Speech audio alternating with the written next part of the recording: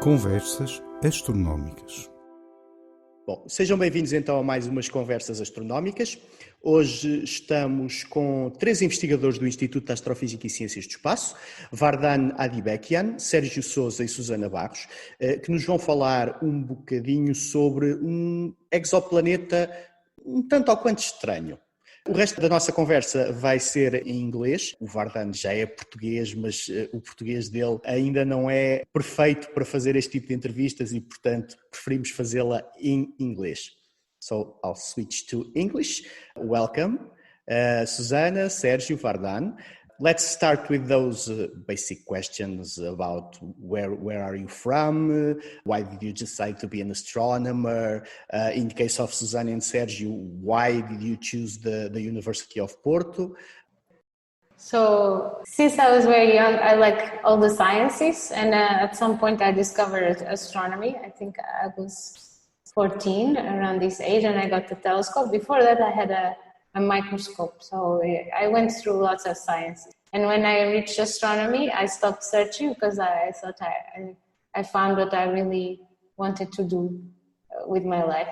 There's lots of questions to answer, so I was caught by astronomy. Then when I started my undergraduate degree, the only course in astronomy was here in Porto. And so I came here, and I am from Porto, so it was easy.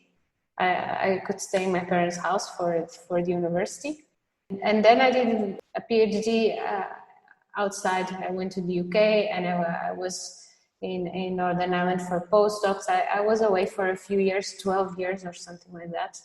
And then I came back to Porto, not just because it is my town, but also because of the amount of instruments and missions that we are involved here in Porto. It's a great opportunity to work with so many state-of-the-art instruments. It's a very good place for me to be at the moment. Sérgio? So I'm from Vila Nova de Gaia, so just crossing the river. Why I chose astronomy, it was also a bit, in my case it was a bit by chance. Before I went to the university, I looked at my best class and I was good at mathematics and physics. And then there was this degree that also has in between brackets astronomy, and I liked the sound of it. I like the sky, so it sounded good for me. And that's why I came here. And also I didn't have the financial capabilities to go further away from here. There is a region in Porto, so everything was clear to me. This is what I should go from now on. And then I did everything basically in Porto and in Portugal. So I did the degree, the bachelor, the master's, and the PhD. And then I did a postdoc, which was mostly also in Portugal, but also in the Canary Islands, in IAC, in the Instituto de Astrofísica in Canaries. And now I'm still in Porto, which is a very good place to be in terms of astrophysics. Although we don't have our own instruments, we have access to the best instruments in the world through ISO, and we can do really the best thing that everyone can do in our planet. Okay, Vardan? Boa tarde. So I will speak in English as the others. So I came from Armenia, where I did my PhD in 2009, and I was working on extragalactic objects because historically this is one of the directions in astronomy that we used to work most. But in 2010, when the head of exoplanet group in Porto, Nuno Santos, was in Armenia to receive a prize named after Victor Hambartsumian in 2010, international prize, I met him and we discussed about the possibility of me moving to exoplanet sciences, which I considered as a very good opportunity. And I applied for an FCT contract, and I was lucky. And I'm very happy I joined the group of Nuno. Yeah, and then in 2011 I came here. I'm very happy because this was in the exoplanet research. This is one of the really most recognized groups, I would say. So I think a question that many of our listeners ask is astronomer or astrophysicist? I think there is a difference, but the difference seems to be different in different countries. What I learned that astrophysics is part of astronomy. Astronomy is a bit more general than astrophysicist. And I always had a bit of impression that astrophysicists are those who do a bit more theoretical work. Maybe that's not absolutely true, but that's the impression that I always had in mind. But I'm very happy with both of them. As long as I'm not called astrologist, I'm happy. What exactly is your research subject right now? At the moment, I'm involved in, let's say, two different subjects that are very connected. One of them is measuring the composition of planets, and this is with both Cheops and Espresso. We also use harps. This work that we came here to speak about is one of the examples of what I do for my research. And another one is also with Cheops, and is looking for rings and moons and the interaction between the planet and the star that makes the planet deformed and also fall into the star eventually. And we want to see when the planet starts falling into the star. Okay, so my expertise is more connected with the planet host stars. So I have developed several techniques to characterize the host stars using spectra and other techniques. I'm now working a lot also in the planet detection because I'm involved deeply in the development of instrumentation. So I contributed to the development of Espresso, where I was in charge of also doing some software for the Espresso instrument. So it's part of the instrument that is now in the VLT operating. I was doing the data analysis software, taking advantage of my expertise also to analyze and to extract information to characterize planet host stars. And now I'm more deeply involved in the Cheops mission. So I'm working in different places in this mission from the development also. I'm working also finalizing the data, the pipeline that does the reduction of the observations on these satellites. And now I'm trying to move on to the analysis of this data, which is transits. So we get the light curve of the planet host stars, and while the planet passes in front of the light, some of the light is blocked, and so we have to analyze this light so we can measure the size of these planets. And the good thing about being involved in these two projects is that we can have access to two important fundamental characteristics of the planets. So with Cheops and transits, we get the size of the planets, and with Espresso, we can get the mass of the planets. Together, we have the density, so we can tell if they are rocky like Earth or if they are gaseous like the Jupiters, like planets that we have. I joined the group of Nuno, the exoplanet group, but now I work mostly on chemical composition of stars, with and without planets. Then try to understand around which stars planets form in the galaxy, because the stars formed different times and different places in the galaxy have different chemical composition, and planets formed around stars with different compositions are expected to have also different composition as well. So this is a way to understand where in the galaxy and when in the galaxy the planet formation was most efficient. And also, in a way, this will help us to understand around which stars we can look for planets like Earth to be habitable. So I mostly work on the composition of planet host and non-host stars. Most people imagine astronomers working all night, looking through a telescope, but the reality is a bit different. So how do you describe a typical workday? We don't look at the whole of the telescope, we look at the monitors, but this doesn't make the observations less interesting or less important. If you know how much costs one night of observation in these telescopes, 90,000 of euros one night.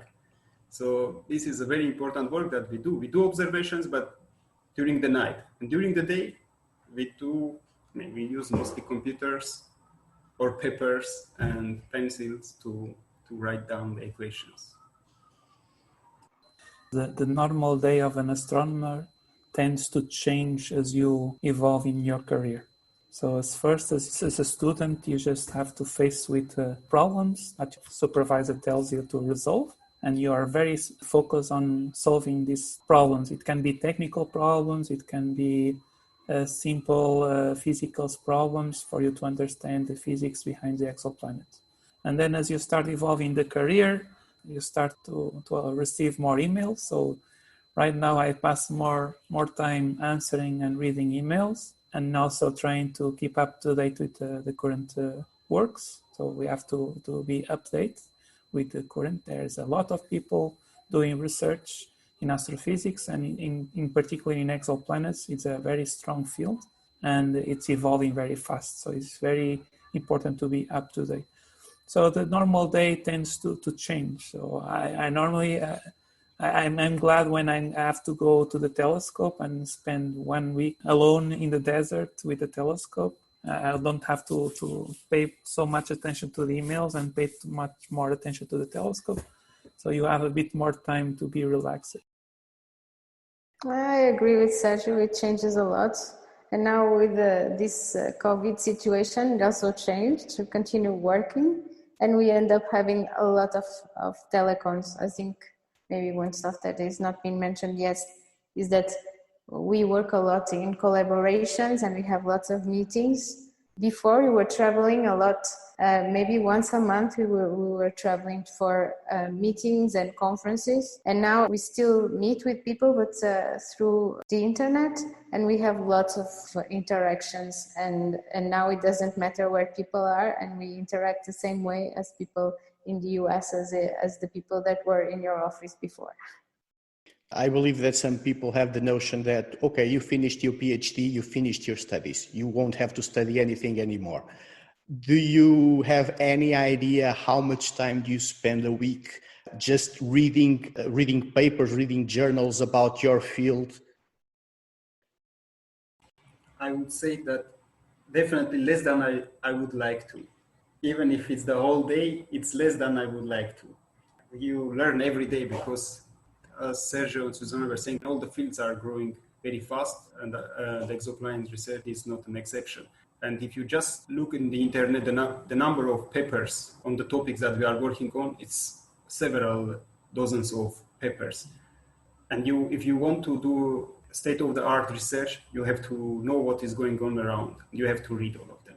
Unfortunately, as Susana and Sérgio were saying, sometimes we don't have enough time to dedicate to this. We learn also a lot while working with students. We learned a lot also from them. Just to add, it's not only to learn about what is happening in terms of recent news, about what people are finding and how do they use the techniques, but also to get up to date with the recent and new technology. Like we are using now Espresso, which is a wonderful machine, but it's just starting. So we have to learn a lot when the instrument is very new. And there's always problems appearing. And actually, we are the only ones that can solve it, because we are the only ones that, I'm talking about we, not the three of us, but people that are doing the instrumentation are the best persons to understand how the instrument is evolving and it's working and take the most out of it. So it requires a lot of learning. We have to learn all the time. We are doing research, so there are new things happening, and we have to learn. So we spend a lot of time reading new papers. I would say maybe half a day a week. But as Vardan says, I would like to be much more than that. It's just that we cannot. But we also learn with other people. We learn all the time, because in any meeting we are learning all the time. Speaking about papers, this research that we're going to talk about next, was published in one of the most prestigious research journals in the world, Nature. Do you remember how did it feel the first time that you had a research published in a journal such as this? You know, it's exciting to be an author of a Nature paper, but perhaps it's more exciting when you see the results. So I would say, in my opinion, I was more excited about the result than it's going to be published in Nature. I agree with Vardan. The result that we find is always the most exciting part, but having it published in Nature is very good because it also opens doors for other things. So about Nature, the good thing of Nature is it's more open than a specific journal. Normally published in more specific journals, which reach the intended public for us, which is our fellow researchers in the same fields. But Nature, it opens the door for other fields and for other kinds of collaborations also. And in particular for exoplanets, the area it's very interdisciplinary and it raises a lot of interest in public in general, but also in other areas of science. I agree with Vardan that sometimes we are more excited about the results, and there's some results that we are very excited about, and maybe there's not many people that care about because it's too specific and they don't get published in Nature, but we are very excited. In this case, it's very interesting, and this is still not understood. It's also, we are very proud about it too. But in Nature, you have both things. You're proud about the results, and then you're proud that it has been published in a recognized journal. So let's talk about a little bit about this research in particular. The group found what is believed to be an undressed planet. What is an undressed planet? We think that this is the nucleus of the planet. The density is too high to have a lot of gas in this planet. And the mass is very high, so it's surprising that we see it without the gas. To call it naked, because we think that there is not an atmosphere in this planet, which is not normal. What makes this planet, this exoplanet, different from other known exoplanets? I think being naked makes it different from the others. And as you said, that we believe that it's undressed. I think we still don't know whether this planet was dressed before and got undressed, or it never got dressed. This is the one interesting thing of this planet. So there are in principle two possibilities that we heavily discussed in the paper. We believe that this is the core of a massive planet. So there are two options. Either this core was formed late in the protoplanetary disk and there was no time to accrete some gas to have an atmosphere, or the second possibility is that at the beginning of the formation, this was a giant planet like our Saturn or Jupiter, and then it lost its gaseous envelope, and now we see the core of this planet. Why is it important to study the interior of a giant planet? This is one more example of stranger things, Since the beginning of the discoveries of exoplanets, we started to find strange bodies. We were familiar with our neighborhood planets in the solar system. We had some theories for their formation. But then suddenly 20 years ago, we started to find new strange planets that did not fit the planets that we were seeing in our solar system. So the theories that we have developed so far to explain the solar system cannot justify or possibilitate the presence of these strange planets. So we're talking about planets that are very, very close to their host star. They are very, very hot. So this case, as Vardan and Susana already explained it, a planet probably that lost or never had an atmosphere. And the physics that we need to explain the solar system also need to explain these planets, these strange planets. And that's why it's interesting to understand the existence of these planets, if they are common or not. This gives us clues to the theories that we have in our paper to see if the puzzle can be filled or not. In this work, you used data from the TESS Space Telescope. How is TESS different, for example, from CHEOPS? And why use ground-based instruments like HARPs? Aren't space telescopes better? TESS is very different from CHEOPS. TESS is looking at several stars at the same time, millions of stars at the same time, while CHEOPS is looking at just one.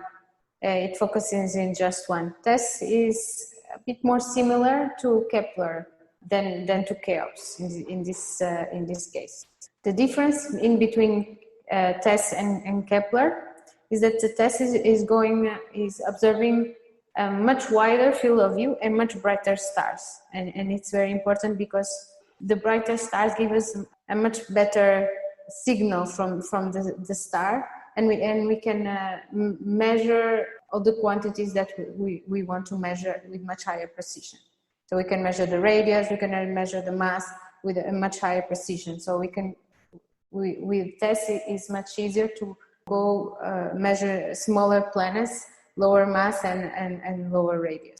The part about the space photometry is very important, that the telescopes are in space, because the systematic noise that comes from turbulence in the Earth atmosphere, it makes systematic noise in the light curve, and we cannot reach the precision necessary to see an Earth-sized planet. Sérgio already explained, when a planet passes in front of the star, it blocks part of the light, and this is the photometry. We take pictures all the time, and we see the dimming of the light. We need a very high precision to measure an object as small as the Earth to pass in front of a star, and for that we need to go to space. The atmosphere's turbulence is too high for us to do it from the ground. But for the mass, we use spectrographs, and it's huge spectrographs, and to take it to the space, it is not possible at the moment. And we also need a high collecting power, because we divide the light to see all the spectral region. We divide a lot of light. I think maybe Sérgio can explain this better. You don't need to go to space for spectra, but you need for photometry. If we can take spectra in space, that will be very nice. If you can spare me some money. There's two different techniques. So one, it's clear, is the photometry. And we need to get away from the atmosphere, which is a limiting factor for photometry, as Susana explained it. And the other is using spectrographs to get the mass. And to detect small planets with these instruments, we need one thing which is very crucial, which is stability. And to have a stable instrument such as this in space, it's not very easy. So that is the main limitation. It's not impossible, but we are talking about probably a crazy amount of money to build such a kind of instrument in space. And we are actually doing pretty well in the ground. So we cannot complain, because the current instrumentation that we have in ground for detecting planets and measuring mass of planets, it's really amazing. And now we are moving to the study of the atmospheres of some planets using these instruments, so which is really impressive. Okay, so this research was led by the University of Warwick, but it involves 8 researchers from Instituto de Astrofísica e Ciências do Espaço. What exactly was IA's role in this research? This work includes many researchers working on different areas. You need to study the properties of the planets, properties of the host star, and several details. So one of the things that we did is to very precisely characterize the host star. Chemical composition, stellar parameters, the size, temperature, surface gravity, abundances of different individual elements. And in fact, determination of precise abundances of 2, in particular in this case 2 elements like magnesium and silicon, was crucial to understand which amount of gas the planets can have. By looking at the chemical composition of the host stars, we could know what is the maximum amount of gas that the planet or the envelope may have. This is one of the important contributions that we have, but this is one of them. I let Susana and Sérgio to comment more because they did also a lot. Yes, so there's many people in Porto working in this group, but they are doing slightly different parts of the work, like Vardan said. So some part of us are doing the part of the photometry. In this case, the planet was discovered with the TESS instrument, and the TESS has their own pipeline to detect planets, but we also are studying within the same consortium. We are studying also planets with K2, where in Porto we actually discover the planets. So we reduce the data, we have our own pipeline to reduce the data, and then to search for the planets, and then to validate the planets and choose the best ones for the follow-up. In this case, we skip the first steps, but we still do a bit of the validations, checking which are the best candidates, seeing from the light curve if it's a real planet or not, because you can never know for sure. You need the radio velocities to confirm the planet candidates from photometry. And then we also help with the data analysis, the analysis of the transit light curve to measure the radius of the planet, the inclination of the system, basically the analysis of the data. I mean, it's clear that there's a lot of people involved in this work. We work in a collaborative way to achieve these kinds of results. There's no other way to do it. And this starts from the very beginning, to start writing proposals to have access to the instruments, and then going to the instrument, doing the observations, gathering all the data, doing the analysis, Susana was saying. And as Vardan was saying, he mentioned specific about the chemical composition of the stars. This is very important, the understanding of the stars, because all of these techniques that we use to detect planets are indirect methods. We don't see the planets directly. So we can only infer their presence through the stars. And we mentioned before that we can measure the size of the planets and the mass of the planets, but what we actually get is size of the planet relative to the star and relative mass of the planet relative to the star. So if we don't know the star very well, its size, stellar radius, the stellar mass, we don't know much about the planet also. So it's very important. And part of the work that we've done in this work is to characterize the stars. So I was doing the spectral characterization of the stars, so we can get what is the temperature, how hot it is in the atmosphere of the star, the chemical composition, as Vardan was saying. So we get these, and then we can also use stellar modelings to track the evolution of the star and understand their mass and their radius, and then infer the real size and the real mass of the planet. This is very crucial. Okay, so this planet is very odd, but I think the question in all of humanity's mind is, when exactly are we going to find another Earth? Would you care to do an educated guess? It's very tricky. So either, I mean, we're talking about these two techniques, photometry and radio velocities. And Earth, it's a rather smaller planet, further away from this star. So since we are talking again in indirect methods, the perturbation that Earth introduces in the sun are very tiny. So it's very difficult to get this in other stars that are very far away from us. But we are getting closer and closer. We already found smaller planets than Earth, but they are very close to the star. And we are starting to find very similar planets to Earth, a bit more massive, a bit more bigger, but we are getting there, really there. Maybe next week, who knows? I think I'm an optimist, but next week seems to be a bit too soon. For me, not for Sérgio. But as Sérgio was saying, that we are getting really ready for that. We have the espresso machine that was built to be able to detect Earth around Sun-like star. But we have another mission that IA is deeply involved, and three of us are involved in different groups, which is called Plato, which will launch in 2026 or 2028. Sometimes it's postponed because there is a lot of work to do. And it's one of the goals is to find the Earth-like planets around solar-like stars. Because your question is, when are we going to find the second Earth? It requires a bit more clarification. A planet that looks like Earth the planet that looks like Earth and has life. But one thing I am sure that if the planet exists, and I think they should exist, other Earths, we will find them. When I say we, it means that I believe that during my scientific career. My main research is through photometry, it's transit search. So I am with Vardan. I think that we will need Plato to get another Earth. And yes, 26, it probably will now be more than 28. It will be launched and it will take some time to find it. But it is made to search for another Earth, an Earth-sized planet around a sun-like star. So there is a lot of hope that we will be able to find it with Plato and then confirm it and measure its mass.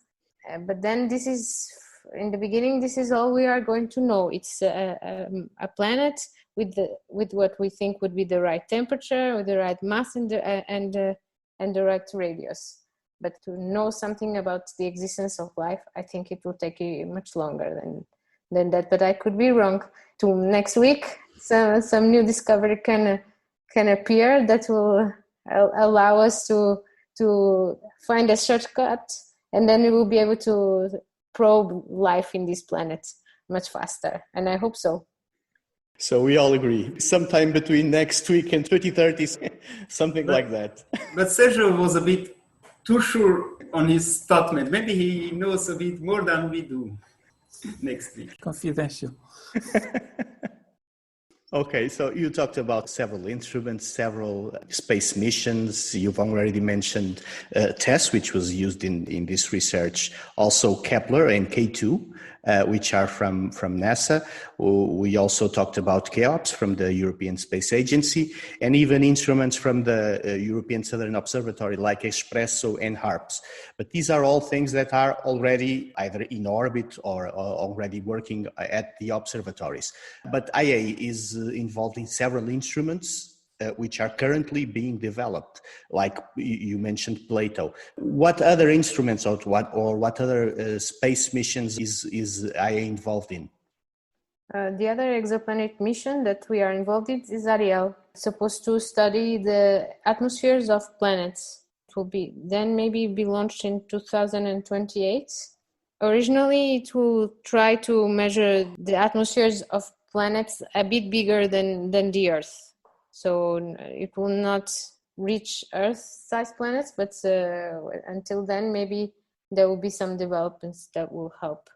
Also, it needs planet to be transiting, so it will study. It's through transmission spectroscopy. As the planet passes in front of the star, it measures the difference of spectrum in the planet and the star combined. So we get the spectrum of the planets. And most of the planets, it needs already known planets, and the planets that we know better are the ones that are closer to the stars, so are much hotter than what we would like as a habitable planet.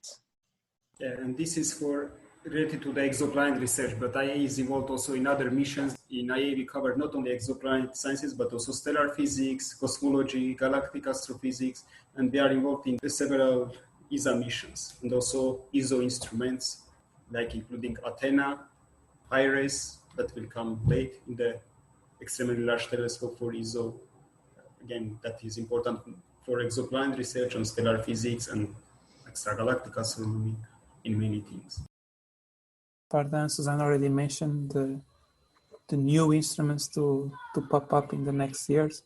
Right now, we already have our hands completely full. We are very lucky with Espresso and CHEOPS. So we have a lot of groundbreaking data to analyze and to take advantage of it. So, of course, it's always important to be involved in new instrumentation, as we are, but it's also very important to take advantage of what we already have at hand. I asked this to João Faria in our previous interview, but I would like to have your view in the matter. In 2019, the Nobel Prize for Physics was attributed to the discovery of the first exoplanet around the Sun-like star. One of the recipients was, of course, Professor Michel Mayor, which is a collaborator of IA's exoplanet group. What was your reaction when you heard about this, and how do you think this impacted the field in general? I think it was a bit delayed. We have been waiting, I think all exoplanet community have been waiting for this quite a long time, because the discovery was a start of a new field in astronomy. Since several millennia ago, we had, based on philosophical beliefs, we knew that the exoplanets should exist. But this was the first time that it was a demonstration that indeed they exist and we can find them. The impact is difficult to say. Perhaps it will take a bit of time to see real impact of it. I agree with Vardan. I also had the same feeling. We were already expecting it to happen, and for a few years, actually. So it came, in this case, it's already later, but okay. It was a nice, I can say Nuno was my supervisor, and he was supervised by Michel Mayer, so I am the grandchild of a Nobel Prize, which is nice. I can put that on my CV. In terms of the impact, I think it had a huge, tremendous impact just after the announcement. And now we have to see if that impact will bring something new. The field has grown very fast, and you can see it by the several missions that we have focused on exoplanet research. So I don't know if the Nobel Prize will increase that because it's already at high, but at least it will probably maintain this, which is good for us because we are in this field. I think we're almost finished. I just have one question that I usually ask all of our interviewees, which is, where do you see yourself in 5 years? Then I think in 5 years, we will have Plato almost ready. We will be extremely busy with finding the second Earth if Sérgio doesn't find it next week. I hope if in 5 years we have an interview, we will speak about something that we cannot imagine now, like, are we sure there is life on that planet or not? At least that's the hope that I have. Yeah, I agree. It's like I told before, this field is evolving very, very fast. So in 5 years, it's too long to know and to predict what will happen. So maybe we won't find the Earth next week, but maybe in 2 weeks. But in 5 years, I don't know. Right now things are changing. Before we were focused, and we still are, but we were more focused on the detection of new planets. And now we already have a huge number of new detections, so more than 4,000. And now clearly the instrumentation is changing, not only to detect, but also for the characterization. And I'm seeing now a lot of things happening in the characterization of atmospheres of planets. And I think this will give very interesting results now. As before, we were detecting massive planets and trying to detect smaller and smaller planets until we finally reach Earth-like planets, hopefully in the near future. For the characterization of the planets, it will happen the same way. Right now, we are already starting to characterize the atmospheres of giant planets, hot Jupiters. And with the new instrumentation, we will start going to the smaller planets and eventually go to Earth-like planets to study the atmospheres. And there will be a lot of unbelievable things to discover. Yes, like Vardan, I know the deadline for Plato will be very soon in 5 years, and I will probably be very, very busy with the last minute preparations. But I also hope that we still have Cheops, and it will still be working, and if there is an extension for Cheops, we will still have it. And by then, hopefully, we will have found the first exoplanet moon or rings. So we will be very busy also trying to model them and understanding them and comparing them with the ones that we already have in the solar system.